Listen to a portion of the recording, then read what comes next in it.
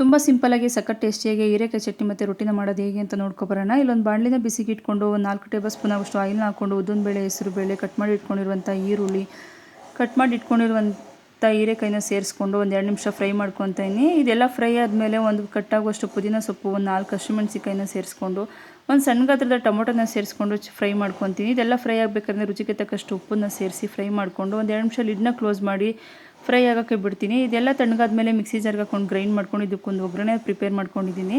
ಸಾಸಿವೆ, ಕರಿಬೇವು ಸೊಪ್ಪು, ಒಣಮೆಣಸಿನ್ಕಾಯಿ, ಸ್ವಲ್ಪ ಇಂಗನ್ನ ಸೇರಿಸಿ ಒಗ್ಗರಣೆ ರೆಡಿ ಮಾಡ್ಕೊಂಡ್ರೆ ಹೀರೆಕಾಯಿ ಚಟ್ನಿ ರೆಡಿ ಆಗುತ್ತೆ.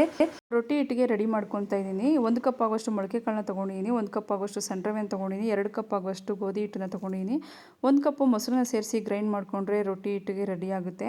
ಇದನ್ನು ನೀವು ದೋಸೆ ಹಿಟ್ಟಿನ ಅದಕ್ಕೂ ಬೇಕಾದ್ರೆ ಕಲಿಸ್ಕೋಬೋದು. ಇದನ್ನು ಕನ್ಸಿಸ್ಟೆನ್ಸಿ ನೋಡಿ ಕಲಿಸ್ಕೊಳ್ಳಿ. ಮೊಳಕೆ ಕಾಳಲ್ಲಿ ಸಾಕಷ್ಟು ಪ್ರೋಟೀನ್ ಅಂಶಗಳಂತೂ ಇರುತ್ತೆ ಮತ್ತು ತುಂಬ ಹೊತ್ತು ಕಲಸಿಡುವಂಥದ್ದು ಅಂತೂ ಇರಲ್ಲ.